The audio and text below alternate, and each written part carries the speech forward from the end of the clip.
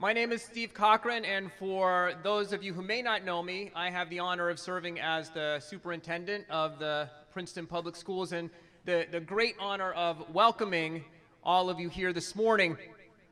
For a fleeting moment as the rain fell this morning, I had this panicked thought that what if we threw a party and nobody came? So I'm especially delighted to see so many people here on a rainy Saturday morning to talk about such an important issue in terms of the future of our schools and our children. I want to thank Princeton Future for seating their Saturday morning meeting so that their members could be here, and also the Witherspoon-Jackson Neighborhood Association for doing the same thing. We have here today parents who have children currently in our schools. We have parents who have children who are yet to be in our schools. Certainly there are parents here who have children who have graduated. We have community members who may not have children in the public schools, but who are deeply invested in the future of our schools and the impact on our community. We have board members here. We have administrators. We have a number of our teachers who are present today, and we have students. I just want to give a round of applause to our students who came on an early Saturday morning to be here.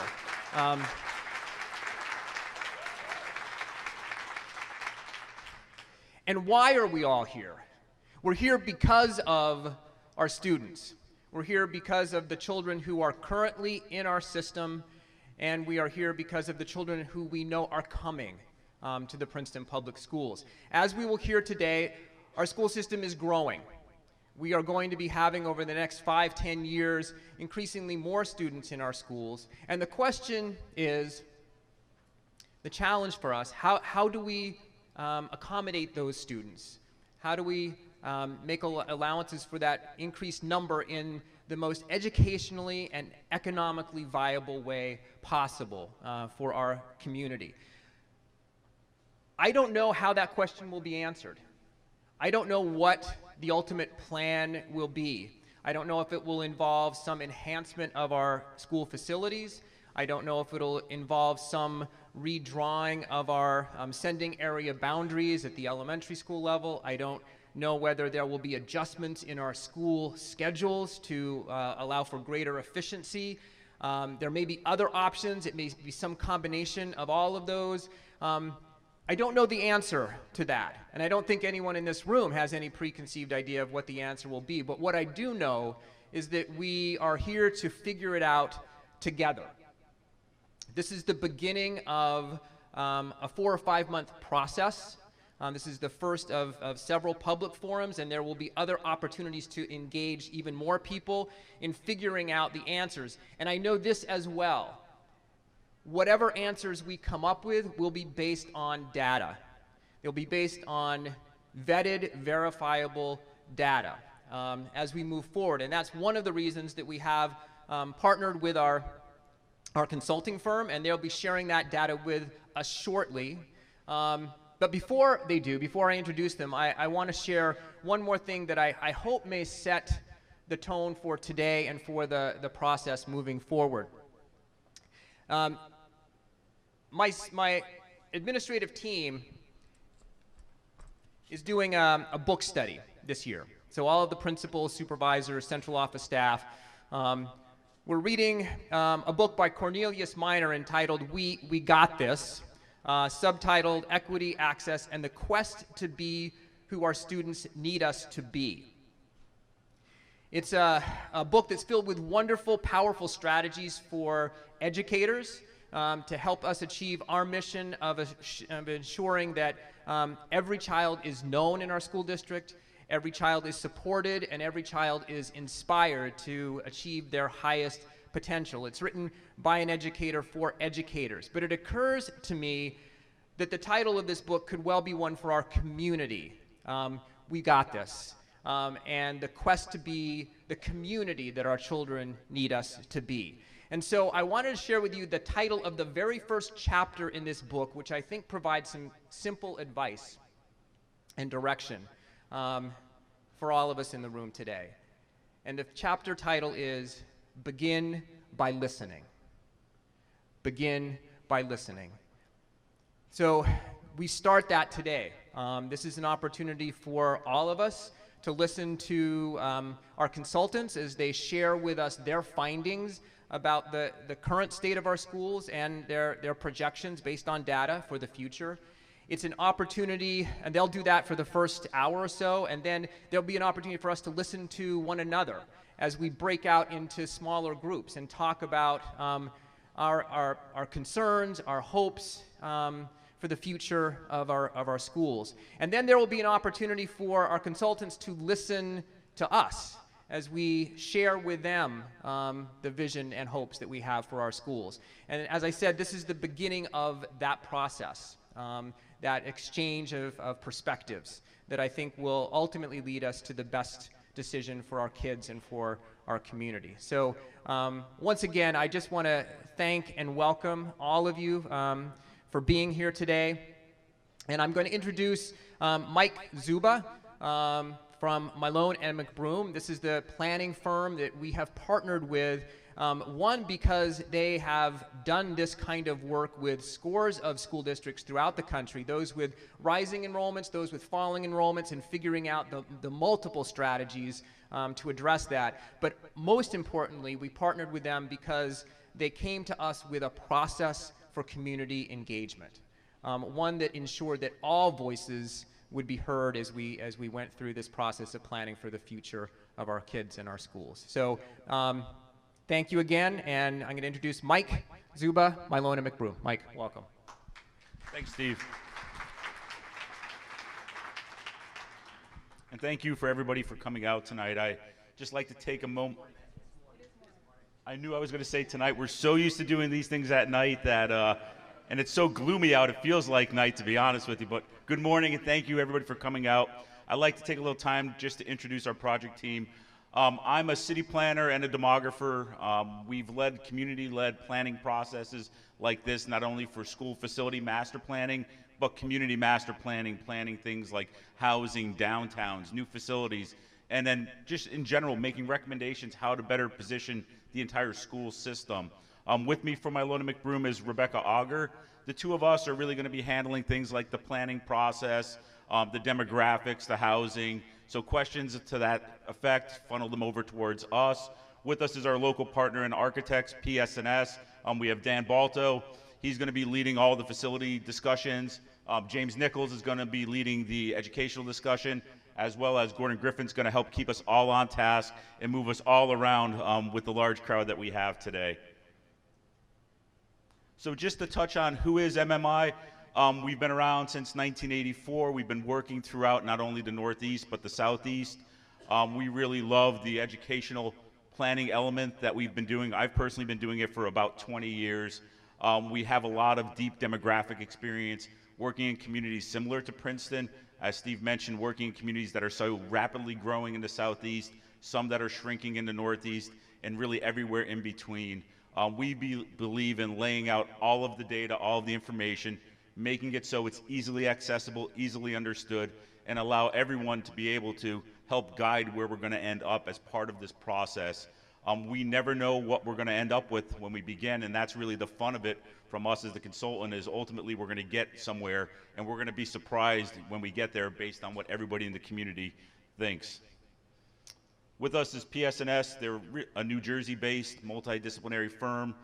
They're providing architecture, they're providing educational planning, they're providing site, and all of really the nuts and bolts that go into the process as we talk about site, facilities, all of the major hard pieces of what we're doing. They're going to lead us through that process and really become invaluable members as we move forward and we begin talking about what could some of those options be. We always want to recognize this isn't the start of planning for Princeton. Princeton has a very clear mission. The mission statement is up behind me. I'm not going to read it. I'm sure you're all familiar with it. But what we're trying to do is pull from this mission statement and be able to help move that forward for the next 10 years of how the school is organized, how the school may be constructed, and how the school may be operated in order to meet those changing needs of students. And in that, and integrated and permeated in this process, is really the strategic planning work that's been done. drawing on this and seeing how that aligns with some of the enrollment pressures. Some of the things we're seeing as we go through the facilities. Is there anything that's hindering education? Is there something that we could really build upon through this process in order to help achieve all of those strategic planning goals? So what this plan does is it looks across all of these separate areas, and it looks at opportunities to be able to align them, and it looks at constraints that are getting in our way from aligning all those goals. So what we really want to do is be able to take the changing demographics, look at what not only next year is going to bring, but 5 and 10 years down the road, and be able to take a look at the facilities and what those needs are, where you've been throughout the last several years. We understand with the referendum work, we're going to be adding capacity to some of the schools. We're accounting for that as part of this, and then seeing where there are opportunities there to be able to expand where you're going educationally. We're going to present a range of alternatives a little later in the process. We're going to vet those alternatives with the community.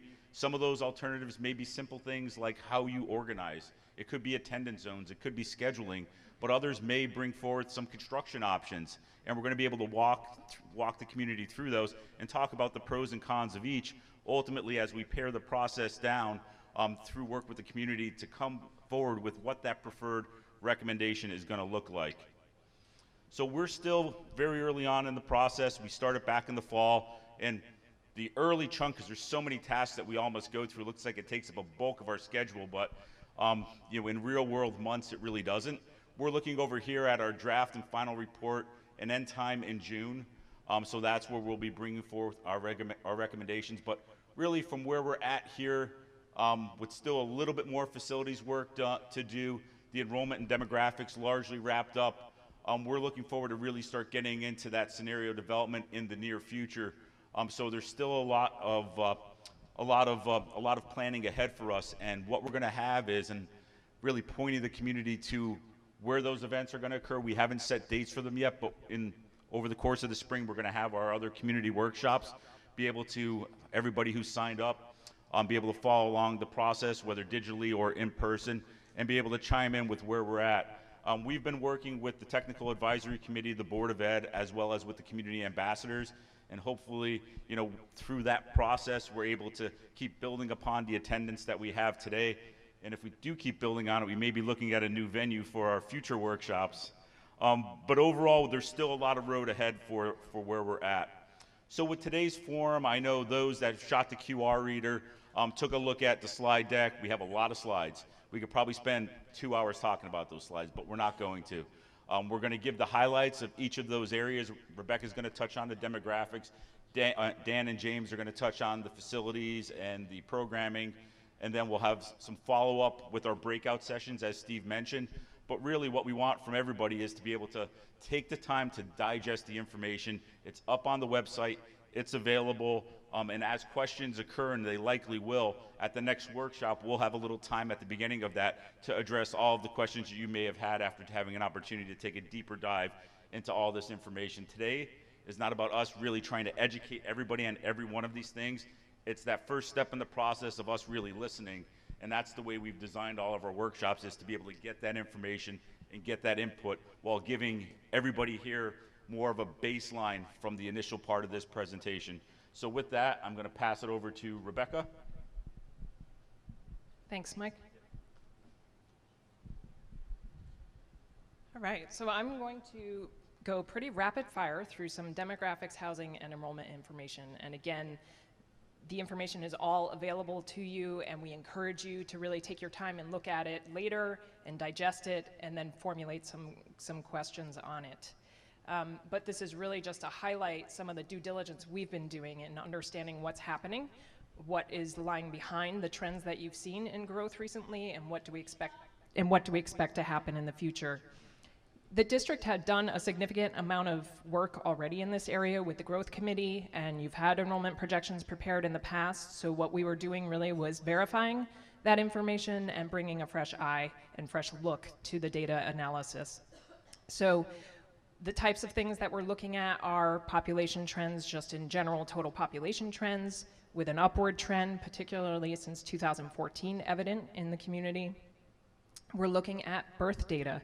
and trying to understand with the downward trend that we see not only in Princeton with a general downward trend, also in Cranberry, but also in Mercer County, generally speaking. However, what is of note is the relative stability within Princeton Township in births between 2014 and 2017, which is this bottom chart here.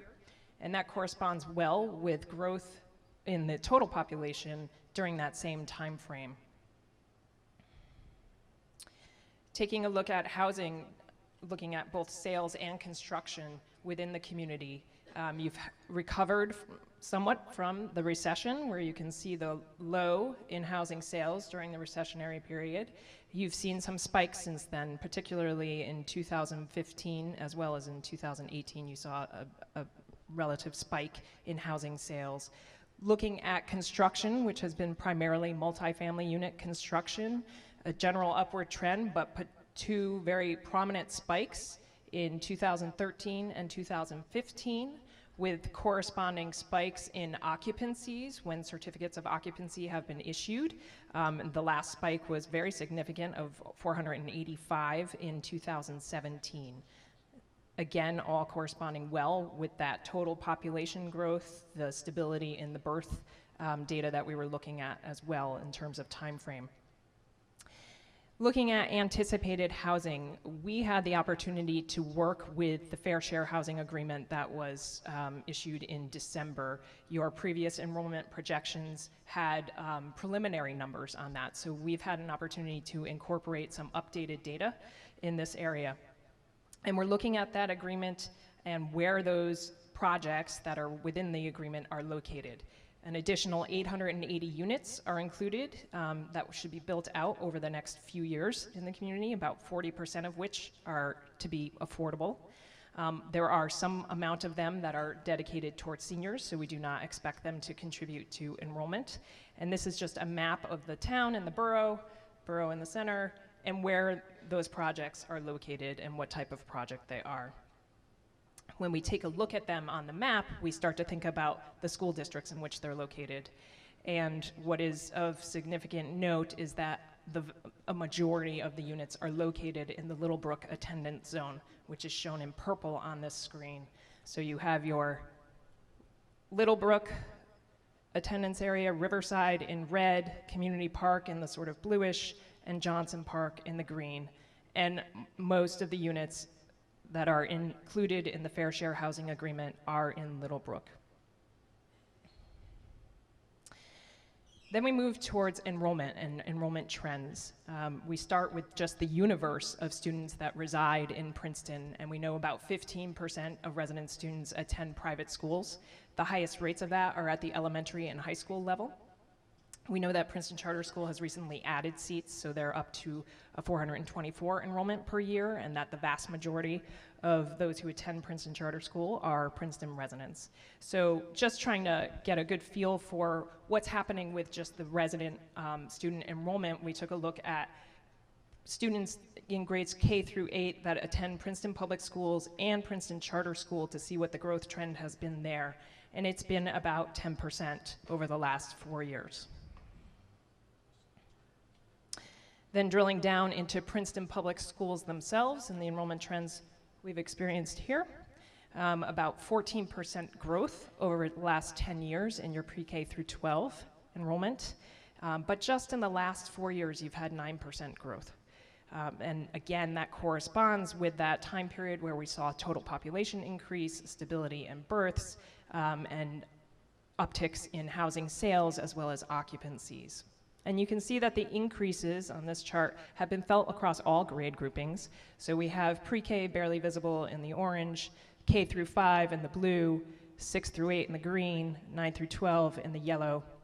The elementary level has seen a 10% increase, the middle school an 18% increase, and the high school a 13% increase over the last decade. Drilling down into those grade levels a little more specifically, looking at the K through 5 trend, again, about a 10%, or excuse me, a 10% increase over the decade, but over the last 4 years, from 2015-16, a 17% growth rate And your current enrollment of 1392, these are October numbers, is the highest of the last decade.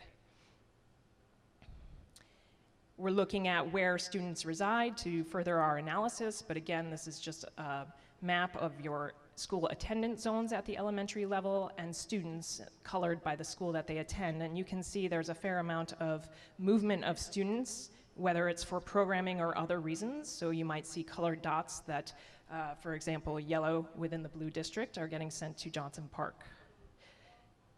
Some of that is for enrollment balancing purposes. Some of it is for district programming purposes. We know that there's movement of students at the elementary level. So when we look at these trends of enrollment by school, they are somewhat manipulated. They are not necessarily completely representative of the trends within those neighborhoods because of that manipulation. Regardless, only Johnson Park has experienced some decline in the K through 5 level over the last 4 years. The other 3 schools have all experienced significant growth over the last 4 years, around 20 to 25%. Looking at the middle school, again, it has increased 18% over the decade and about 8% over the last 4 years, and that's even with a decline in 2017-18, which really had to do with an unusually large 8th grade cohort matriculating out of the school up to the high school level.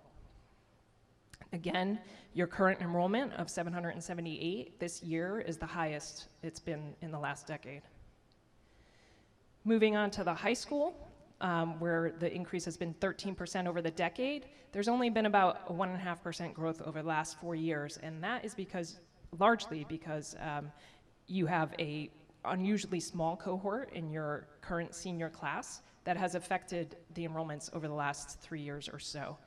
Your most recent peak enrollment was reached in 2017-18 at about 1,600 students. So when I talk about some of those unusually sized cohorts, you can see them in this information. I'm sure you can't read this from here, but what we're calling out is just a couple of the unusually small cohorts that you've had moving through the system that just have been unusually small throughout their history, even though they're growing every year as they matriculate through. And they have, again, you have a class of 357 in 12th grade this year. Last year it was 409. So you can see it's just significantly smaller. It has kept those high school enrollments down a little bit over the last few years. Similarly with a smaller 8th grade class. What we're highlighting in green are some larger cohorts that have entered the system as 215 students as kindergartners. And that's compared with just a few years beforehand where it was 190 students. And as they continue to add students as they move through the system, they're averaging about 40 to 50 students higher than just 5 to 6 years previously. So what we do with all of that information to feed our projection model is calculate what's called the cohort survival ratio, which is again just looking at a cohort as it matriculates through a system. How many are in kindergarten? How many show up in 1st grade the next year? What % return do you see on that? What's evident in these cohort survival ratios is a general stability in high growth ratios over the last 4 years. You can see more wobble as you take in a longer history in what those numbers are. We also calculated an estimate of migration, which is looking at a larger sampling of the student population, comparing grades 1 through 7 to the next year's grades 2 through 8 to understand movement in or out of the system. And what you can see again is a relative stability over the last 4 years in that estimate of in-migration of growing between 5 to 7% in those grade cohorts. In doing projections,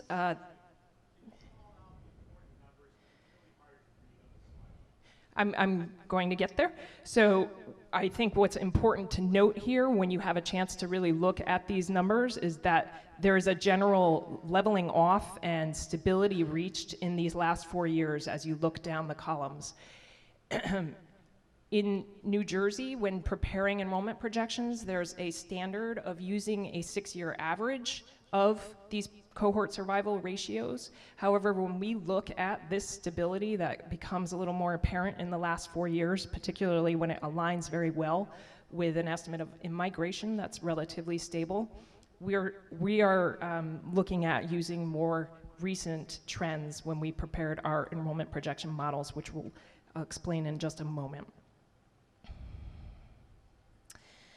Just to dig into where is that growth coming from, we looked at where students are new to the district by doing some analysis on your student database, just comparing student ID numbers from one year to the next.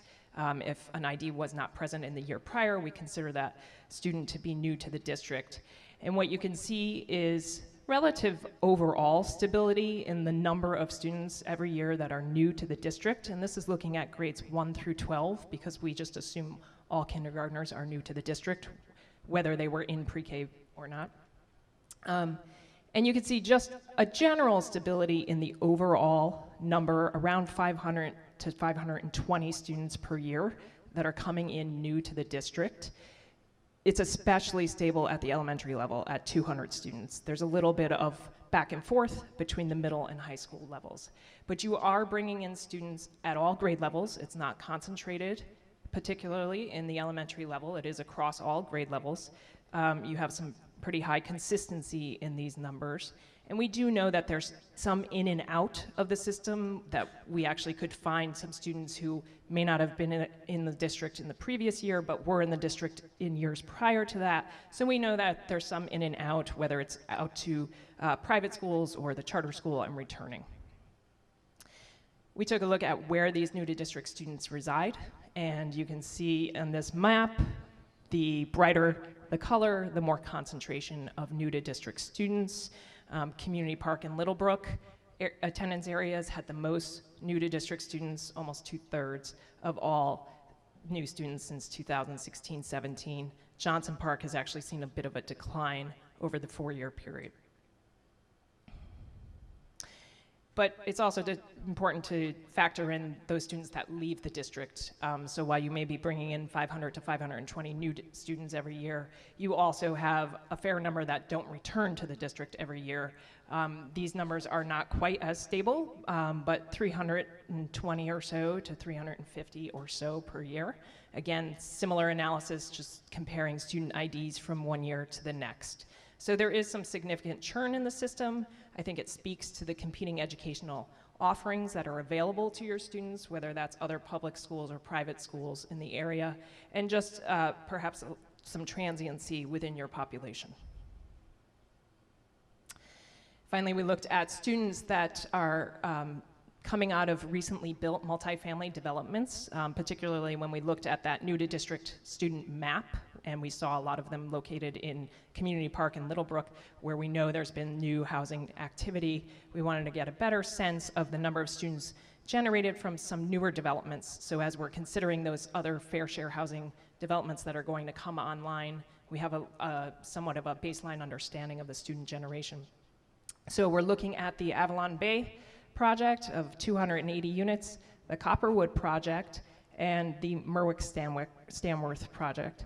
And these are the number of students in grades pre-K through 12 that reside in those housing developments that are in the public schools.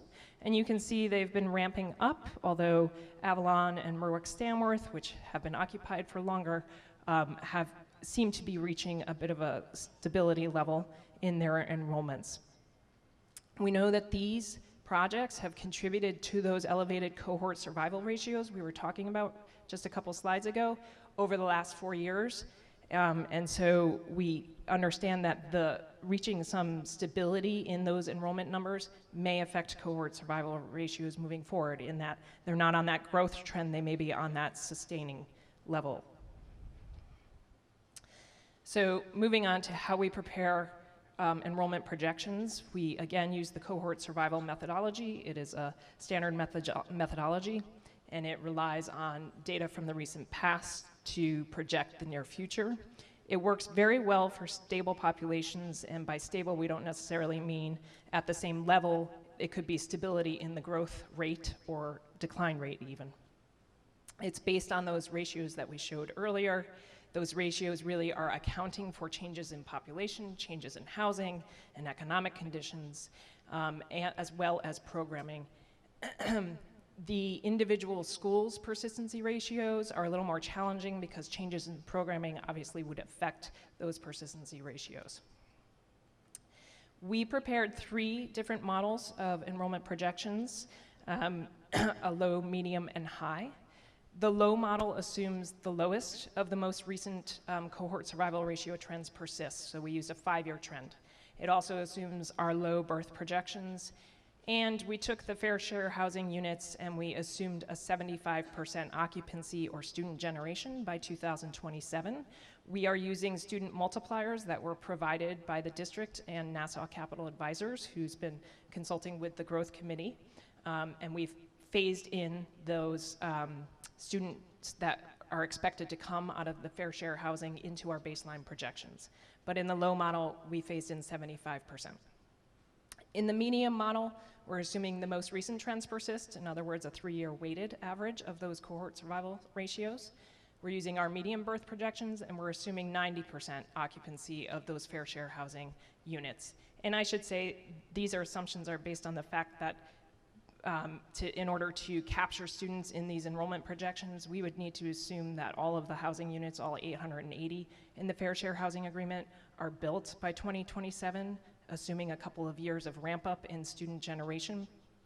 And some of those projects, our understanding based on current property disposition, the current land uses on those properties, the fact that it would be an overlay zoning, you might need to amass some properties, is that some of those units may not be built by 2027.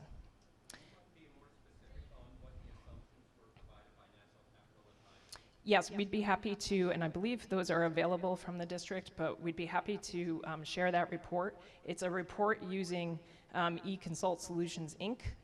Data, which really drills into census data to set a understanding of student generation based on a variety of socioeconomic and housing factors.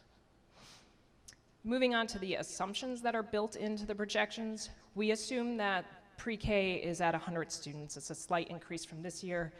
We assume that maintains moving forward. That is an assumption that we may need to revisit.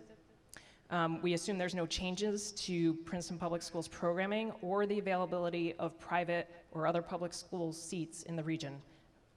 Phased construction, again, of the fair share housing units through 2027, based on our understanding of where those projects are right now in the design pre-development process. So our district-wide projections really align very well with your previous projections, although where we start to differ is in the latter half of the projection horizon out between 5 and 10 years out from now. So I know it looks like a whole lot of lines here. We have your previous projections are shown in the small dot lines they were provided by Sundance, and then our low, medium, and high are shown in the more yellow, orange, and gray.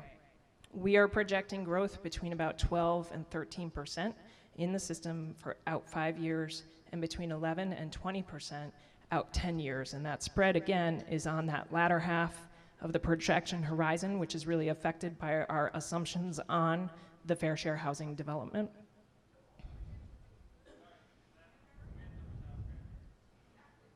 It includes Cranberry. We do not have a line without Cranberry. Drilling into our district-wide projections, we feel like our medium model best fits the current data. It includes most of the fair share housing units. It incorporates the recent occupancy ramp up of some of your newer multifamily development. And it projects growth out 5 years of about 12%, and it really sees growth out for 7 years before it starts to level off. You can see, again, blue represents K through 5, green represents middle school, yellow represents high school, and you can see that most of that growth is felt in the middle and high school levels. Again, you have had some larger cohorts enter the system, and so as they continue to add to their size and matriculate up, we anticipate growth at those higher grade levels. These are the detailed medium projections. So again, out 5 years, we see a total enrollment of 4,320, an elementary enrollment fairly similar to where you are now at 1,385, a middle school enrollment of 978, and a high school enrollment of 1,850.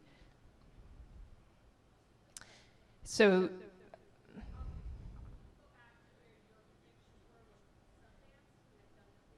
correct? So we used a different methodology from the Sundance methodology, who they prepared 2 different sets of projections. They also were using different assumptions on the fair share housing, as they didn't have the most recent agreement. But it really comes down to the 2 different methodologies, and one of their methodologies used the New Jersey standard of that longer time frame of 6 years, which would bring the projections down. I'm going to try to get through. We're all going to have an opportunity to ask more specific questions when we get to the breakout groups. In the interest of time, so that we really do have time for those breakout groups, I'm going to keep moving ahead. So the individual school projections, again, due to the location of 2/3 of those housing units in the Fair Share Housing Agreement in Littlebrook, no surprise, our Littlebrook projections are a significant increase in the latter half of the projection horizon. These numbers shown behind you here do not account for pre-K students, as pre-K is somewhat of a portable program. We were really trying to get into the K-5 numbers here. And with that, I'm going to turn it over to Dan to talk about facilities.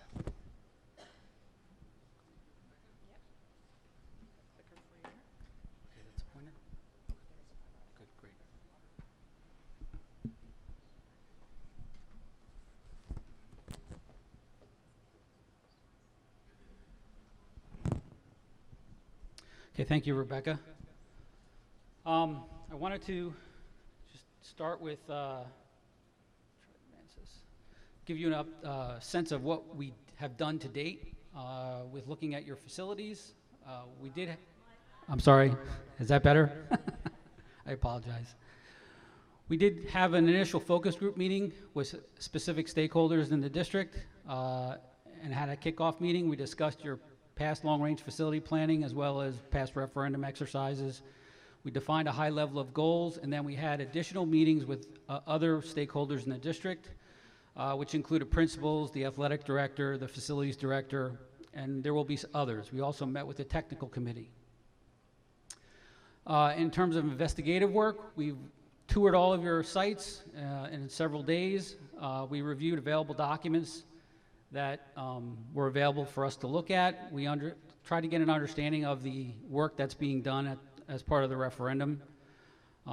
There are some classrooms both at the middle school and the high school, as well as MEP upgrades at the elementary school level facilities. Today we're going to go through our summary of findings, and we would like to gain input from you folks as well. So this is just a district map. All the red highlighted areas are your school facilities. There are 4 elementary schools, 1 middle school, and a high school, and also the board offices, which is in the center of the image, which is the blue highlight. I'm going to start off with Community Park. Now, what I'd like to just inform you is that I'm going to try, with the interest of time, I'm going to try to go over the common features to save time, because a lot of the items are very consistent across the elementary schools. I will try to point out the things that are different. Here at Community Park, this is just an aerial image of the site off of Witherspoon. You have your main entry. You have a 2-story classroom bar here in the front of the school, cafeteria and gymnasium here, and this is the 2-story area. Main entry is here. One thing I'd like to point out, oops, wrong way. On the site here, your main entrance comes into the site. Buses and cars circulate through this corridor from Witherspoon to John Street. Your parking is off of that main circulation loop, so at times that can be very congested and unsafe as well. So that is a concern, and I'll point those features out at the other sites as well. In terms of the site, the building has been built over time. Educational standards were different when this was originally designed. It's designed on more on a departmentalized basis. James will get into that a little bit further with the programming. On the site, you have play areas, courts, as well as some open green space in the front and off to the side here. It is about a 7-acre parcel. You have about 54 parking spaces on site. That is short. That is consistent again across the board. Your average staff count in all of your elementary schools as an average is about 80.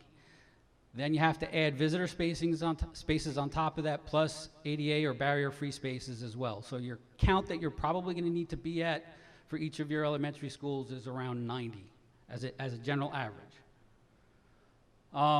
Building footprint size, the part of the building that sits on the ground is about 41,800 square feet, and your total square footage with the second floor is just over 61,000 square feet. Okay, so to try to summarize the strengths that you have at this facility as well as deficiencies. You have a high facility use. It's used well. You're gaining as much use and function out of it as you possibly can based on how the principals are using the buildings. You do have a second floor classroom wing, which adds to the density of the school. You do have the advantage of having municipal facilities and park facilities in the area.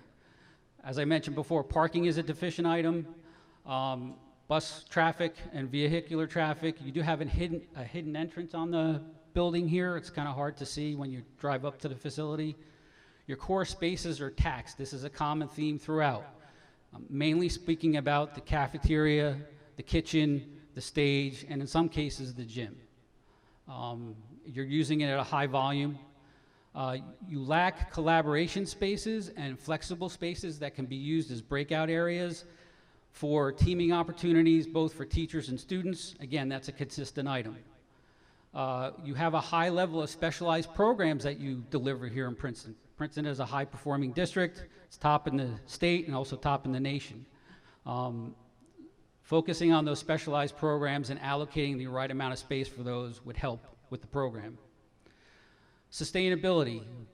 All of the facilities would benefit from some sustainability activities such as replacing lighting. You have a lot of T8, a lot of T12 fixtures throughout the facilities, going to LED fixtures for energy efficiency, reducing carbon footprint, putting motion sensors in the classrooms to turn lights off automatically, things of that nature. Because all of your facilities are aging infrastructure, you do have some issues with having to do upgrades for piping and other infrastructure needs. Right now, you are including mechanical upgrades in your referendum. This particular facility does have a partial basement. It's all dedicated towards mechanical facilities. It is tight to get in and out of that space, so it makes typical maintenance activities difficult. Again, that's a common theme. And one thing I forgot to mention earlier is our square footage calculations do not include the basement levels that I showed you, and that's consistent throughout the presentation. So as opportunities moving forward that we see, you have the opportunity here to consider adaptive reuse of existing space. I don't know what the answer would be in terms of what those spaces are, but it is an opportunity to consider. Core space expansion is a definite need. Supporting the specialized programs and providing collaboration space for teaming opportunities as well as for teachers and students. At all of their facilities, when we toured, everybody was very proud of their schools and was looking forward to having the image of the school expressed in the aesthetics of the school and any improvements that is done. And that is a common theme that I think is a strong theme to consider, as well as the sustainability issues. All of your sites are very tight. You're land poor, I'm going to say. That's because you have facilities on them, as well as athletic facilities and fields that are used at a high rate and volume.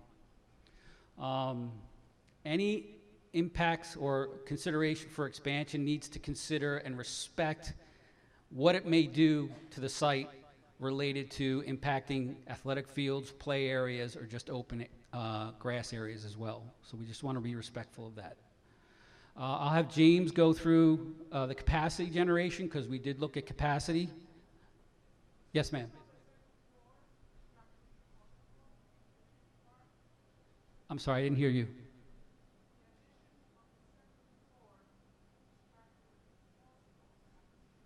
You have a second floor currently. Oh, third floor. The problem with considering going up over any existing facility, there are several issues that are at hand. One is logistics. How do you do that? Because you have to drop new structure to span over the existing. You don't want to work over those areas when they're occupied with students, and that can become an issue for safety.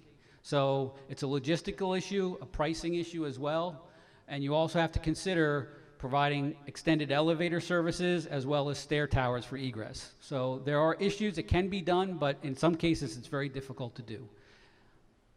So James? Thank you, Dan. No, maybe. I'm going to try and be quick on this. Capacity is James Nichols, architect and planner. Capacity can be a real rabbit hole. Sorry, I don't want to get bogged down too much, but we did look at capacity at each school, both as determined 3 years ago when Spiesel started work and as well as this year. Our update basically is reflecting changes in the way the building is used.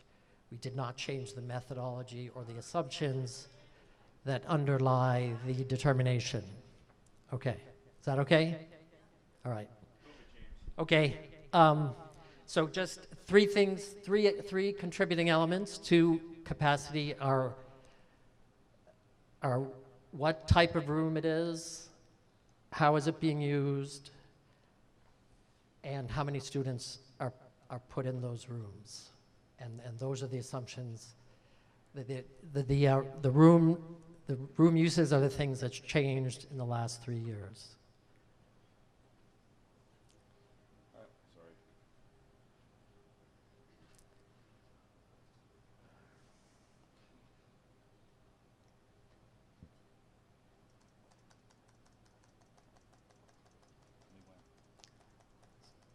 Keep going. More. Almost there, wait. Yep. A few more. Okay, good. So basically, community park, the classroom counts went from 23 down to 21, so the building's being used a little bit differently in terms of the assignment of those spaces. Okay. Special education, again, small changes, but the capacity evens out between those pluses and minuses to be very similar to what occurred last time, and the difference is very similar.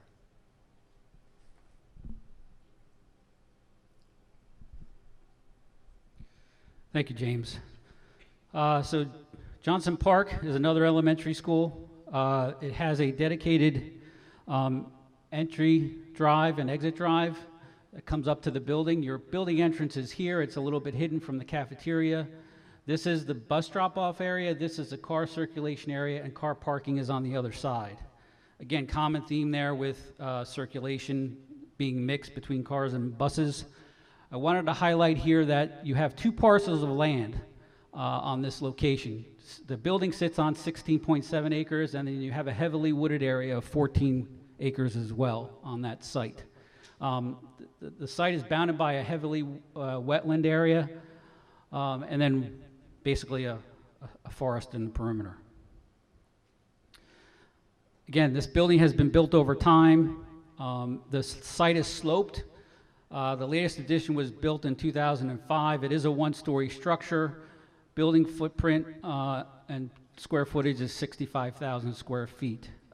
Some additional key features that you have here is an amphitheater, a play area out here. You have open grass area here. That is an opportunity for expansion. You have 2 courtyards and then a front entry court here as well. As I mentioned, the circulation is difficult here because parking is on both sides of the entry or the exit drive here as you exit the site. common theme, consistent with community park in terms of the items. The one difference here is that you have the amphitheater as well as the sloping grade on the site, both on the site and inside the courtyards. One thing that is important to notice here, the building does respond to the sloping site. One of your classroom wings has a series of ramps which makes circulation a little bit confusing, but it's consistent across the board as you move up the site with the ramps internally. Again, consistent items regarding building opportunities and site opportunities. James, with the capacity. Yeah, let me just quickly point out the coding of the plans because it helps with the discussion of how the rooms are used. Classrooms are shown in yellow, general classrooms. Light green is a science room, which is now used for the whole school enrichment program primarily. Orange is self-contained special ed students. Those are students whose homeroom is a special education program. Resource rooms are in pink. Those are special education programs provided on a pull-out support basis to classified students. And the gray is academic support, which are all other kinds of supports provided to all different types of students, not necessarily special education. Things like speech, OT, PT, as well as supplemental academic help. When you talk about percentage utilization, which I've heard often in Mm-hmm. are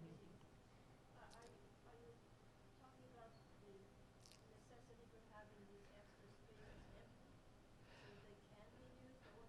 It's really, this room is the perfect example.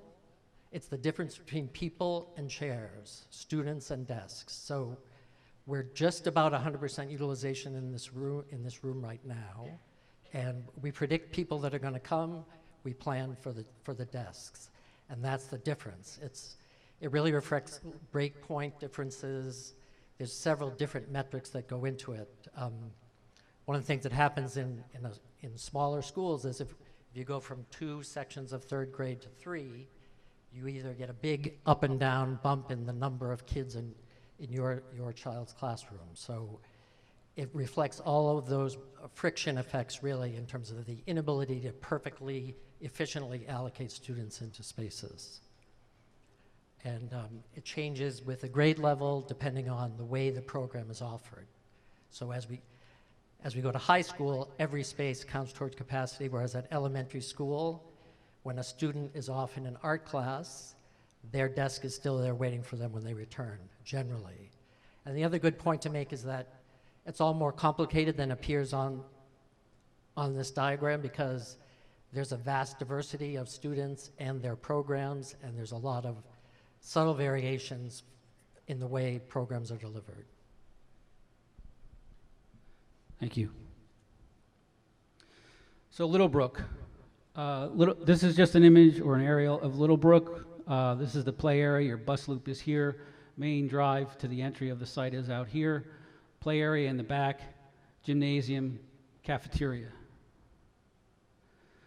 Again, this site is made up of 2 parcels.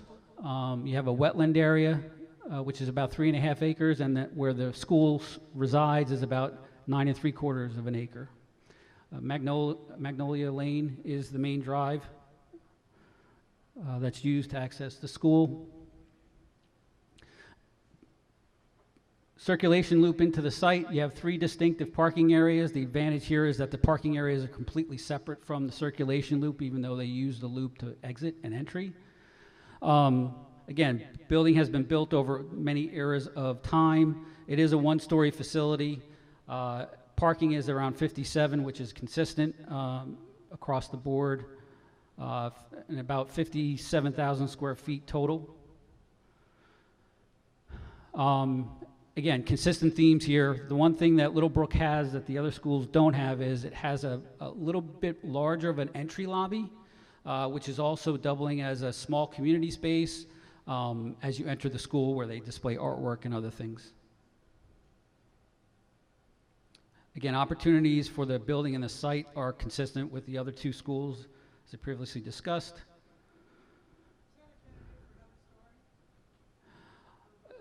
Littlebrook is a one-story facility. Again, it could be considered, you have to have enough program to go up.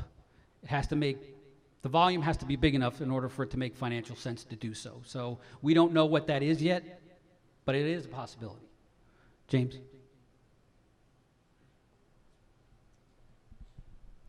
My only comment about Littlebrook, really, it's similar to the other elementary schools in the way the rooms are counted and allocated.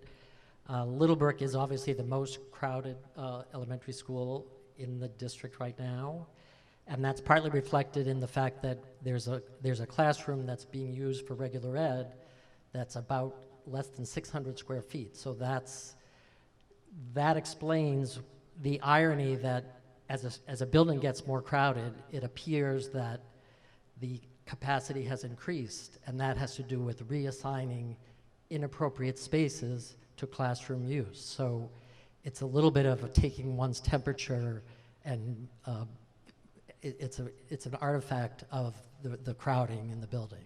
And it's a little bit counterintuitive, so it's worth explaining. Thank you.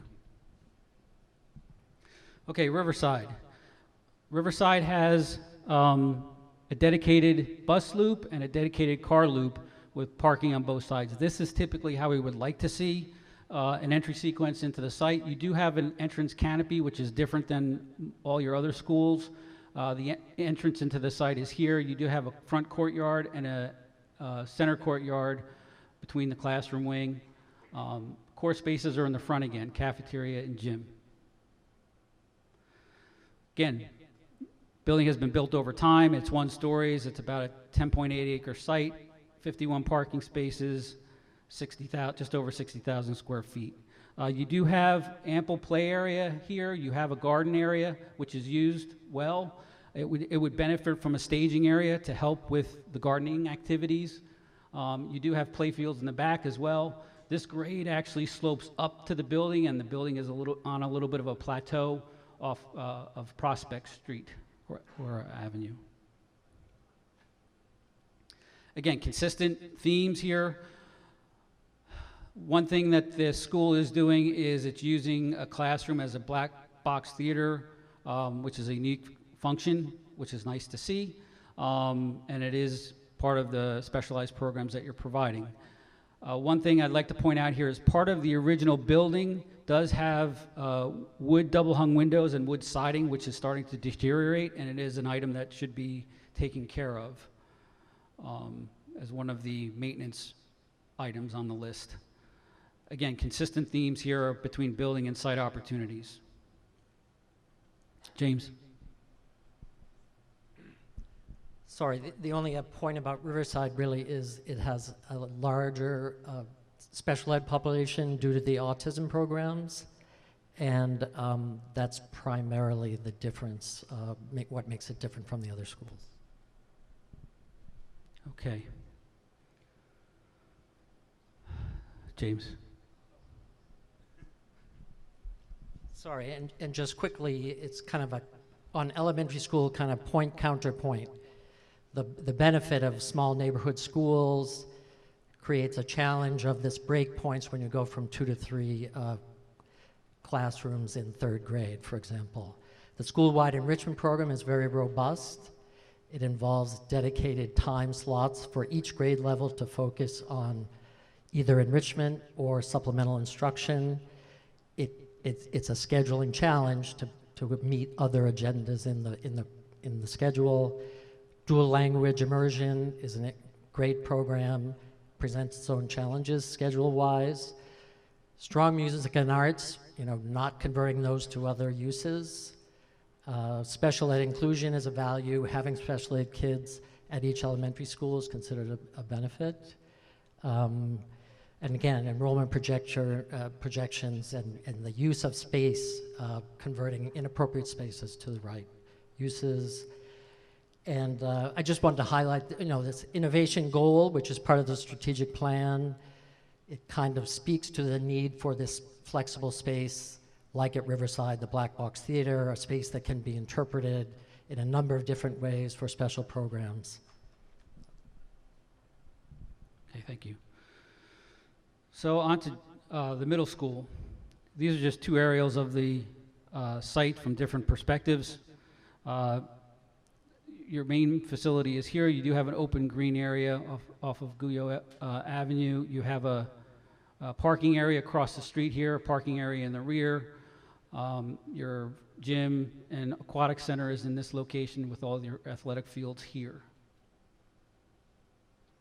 Again, building has been built over several decades of time.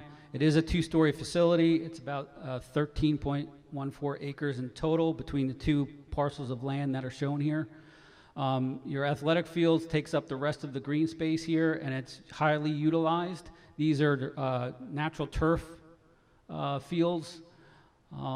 Entry is a little bit hidden here at the front of the building. Parking is in the rear, as well as service to the cafeteria. Total building square footage is just shy of 170,000 square feet, not including the basements that exist in the pod areas. So you do have a pod design building here, where these pods are two-story and they're individualized. There's elevators in the center core, and it makes circulation difficult throughout the building. Consistent themes, again, have a high use of the facility. You do have some spaces that are unique. You have a media center that's been converted, and it is a flexible space, and it performs well. You do have an auditorium and an aquatic center. You have a large music program here and an enriched curriculum. Now, the scheduling here is done on a house basis. Again, the building design was done on a departmentalized design using the pods. And that internal circulation is difficult because it dead ends a lot of the circulation patterns in the building. The other items are fairly consistent. Athletic fields, you do need some support areas on the fields for dugouts, some sheds for storage, and toilets. James had mentioned some of the educational content previously. You have dual language immersion coming up here into this building. You do have the need for an additional PE station here as well. As part of the referendum work, you are converting the old library into a makerspace, as well as a couple of classrooms that will be used for some specialized programs. James. Yeah, just reinforcing what Dan said, that the best thing about JW is the house system. The downside is it doesn't mesh well with the way the building is designed. And basically, you can see that with the coded diagrams here, where this, the arts and exploratory programs, which are very great, are isolated in these pods. And capacity-wise, we're very similar to what Spiesel showed. And I think these I've covered pretty well. Gym space is a big deal at the middle school. The loss of the second gym, converting to the media center, is having a real effect. So, and that's a big deal. And I guess the other thing is the arrival of the dual language immersion program up into the middle school is going to present challenge and opportunity related to how it can grow incrementally, that house system. Okay, in the high school. High school has been built over many eras of time as well. You have this front circulation loop for cars, parking on the perimeter, original 1920s building, auditorium and big core spaces in the back for the gym, and the rest of the site is made up of athletic fields. It is about a 21.5 acre site. You have about 189 parking spaces. Again, parking is short here. Total square footage between the levels that are used for educational purposes is about 344,000 square feet. There is a series of different levels here. You do have a basement level as well in the building, so circulation is a little complex, to say the least. Strengths for identity, you have a prominent entry to the building. You do have a lot of larger facilities that are a benefit, auditorium, a black box theater. You do have 2 full-size gyms, and a fitness center. You have a learning center, which is the old auditorium, and it's used on a very heavy basis, especially during school and after school. You support a lot of specialized programs in this facility, including STEM, robotics, and a students to work program as well. And you do have a programming coding programs. Here on the site, if you notice when you drove in, you do have administrative functions out in the trailer on the site within the parking area.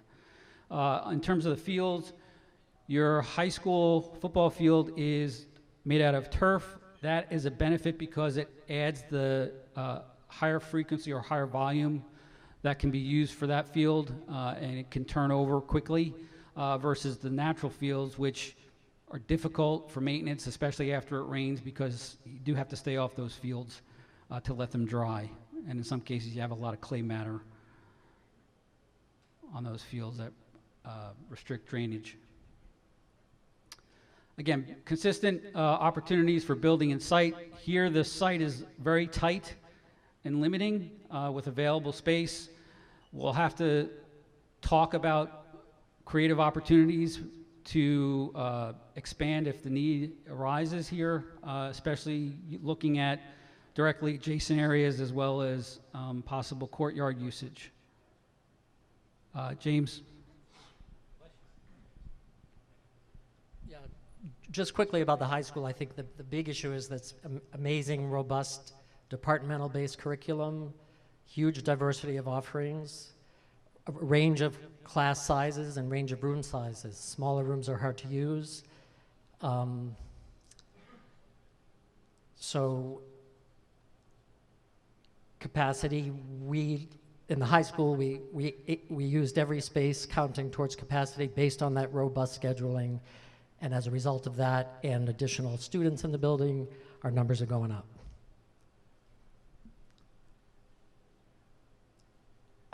And this, I think, I've pretty much covered. We can cover this in the breakout, or it's on the slides. It's basically what I just said. So,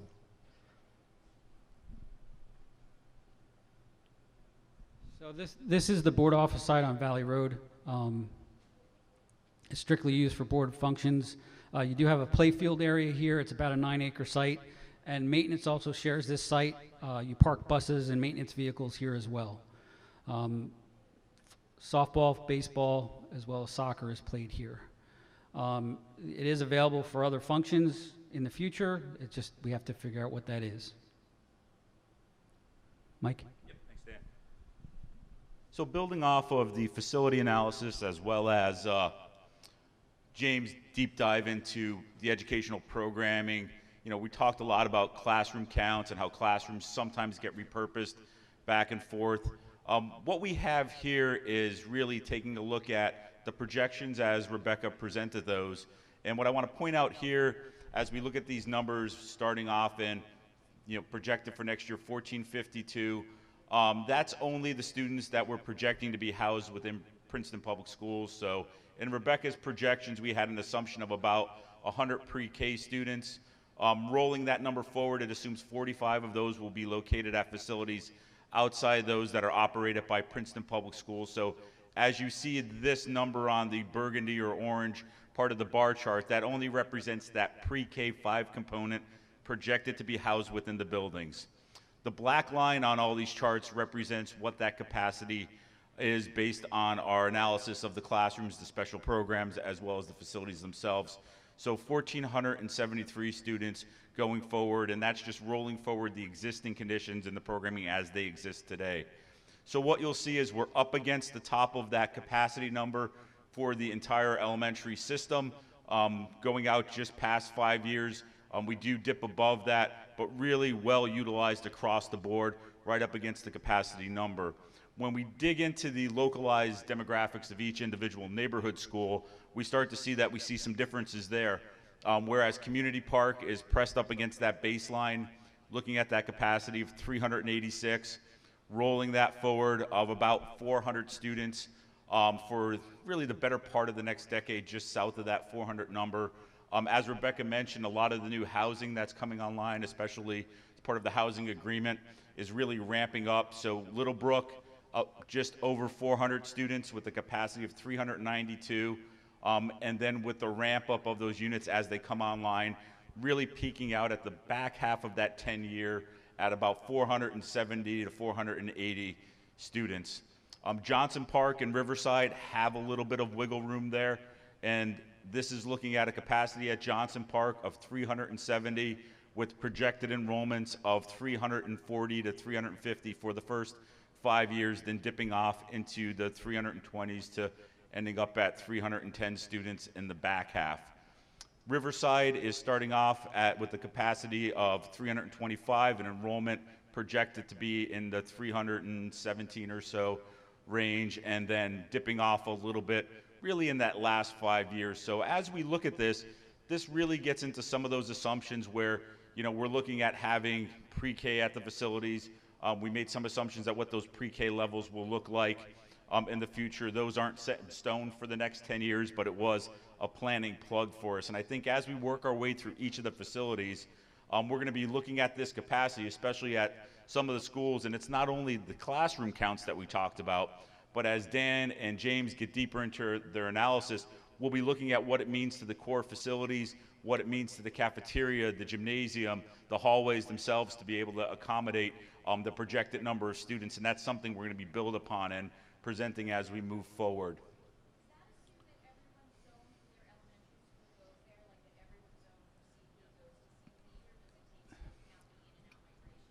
It takes into account the recent in and out migration, but it does not consider any rezoning or any changes to the existing patterns that have been happening.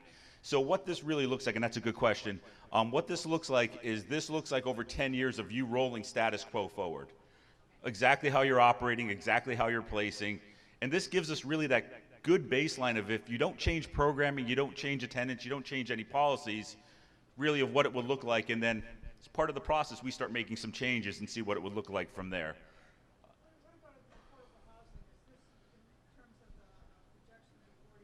The projections that Rebecca talked about, including the affordable housing, especially that ramp up localized in Little Brook, that's reflected in all of these numbers as well.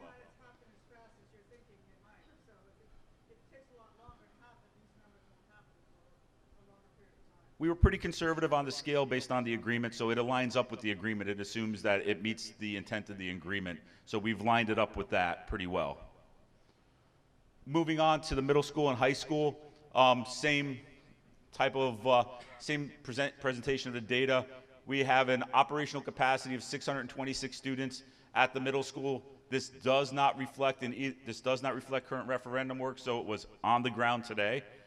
When we evaluated what was happening, we're looking at projected enrollments increasing into the 800s, 900s, and then staying really steady in the upper 900s for the bulk of this projection horizon. And as Rebecca mentioned, these are largely students that are in seats right now in your elementary school, so really matriculating those forward. The same methodology for the high school, a capacity as it exists of 1544. You're right at that capacity number now. As the enrollment and the students in the system matriculate forward, we're starting to see that delta there between the available seats and the number of students we're projecting to grow and grow, especially in that back half of the projection horizon. Just to provide a summary, this is just summarizing what Dan and James talked about. It's in the package that's online. It's in the package that's on your device. For the sake of time, I'm not going to go through it, but it's just a nice little summary of what we've already covered. With that, I'm going to pass it over to Rebecca to walk us through the workshop exercises.